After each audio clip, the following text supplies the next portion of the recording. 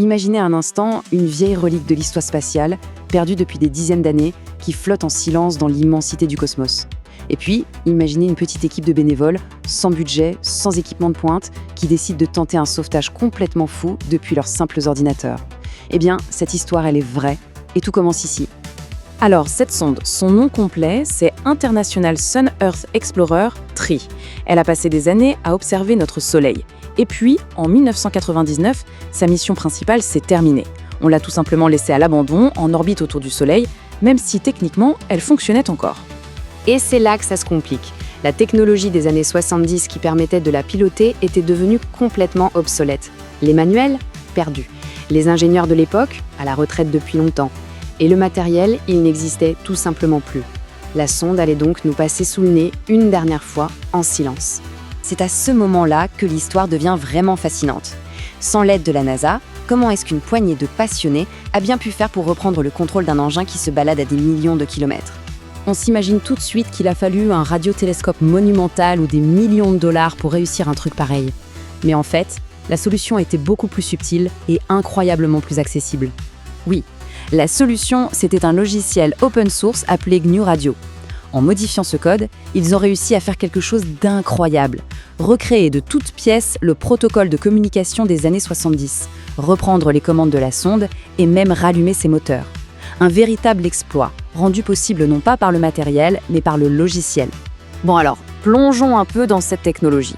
Ce sauvetage spatial, assez spectaculaire, n'a été possible que grâce à un concept qui a complètement bouleversé le monde des ondes. La radio logicielle, ou SDR pour Software Defined Radio. Alors, pour bien comprendre la différence, c'est simple. Une radio traditionnelle, c'est comme une vieille calculatrice. Elle a été construite avec des circuits spécifiques pour faire une seule et unique chose, par exemple, capter la radio FM. La radio logicielle, elle, c'est tout le contraire. C'est comme un smartphone, le matériel est assez basique, mais ce sont les applications, le logiciel, qui lui disent quoi faire. On change de logiciel et hop, on change complètement la fonction de l'appareil. Voilà la définition officielle, un peu technique. Mais en clair, qu'est-ce que ça veut dire ? Ça veut dire qu'au lieu d'avoir des dizaines de puces et de circuits physiques pour chaque tâche, filtrer un signal, le décoder, etc., une radio logicielle va numériser une large bande de fréquences radio brutes. Et ensuite, c'est l'ordinateur qui fait tout le boulot. Le code remplace les composants, ce qui offre une flexibilité presque infinie. Ok, c'est bien beau la théorie, mais en pratique, ça ressemble à quoi ? Comment, concrètement, on peut se lancer dans cette exploration des ondes ? Ce qui est vraiment intéressant ici, c'est le grand écart qu'on peut voir. À gauche, on a une simple clé USB, conçue à la base pour recevoir la télé, mais qui peut être détournée pour devenir un récepteur radio surpuissant. Et à droite, on a du matériel professionnel.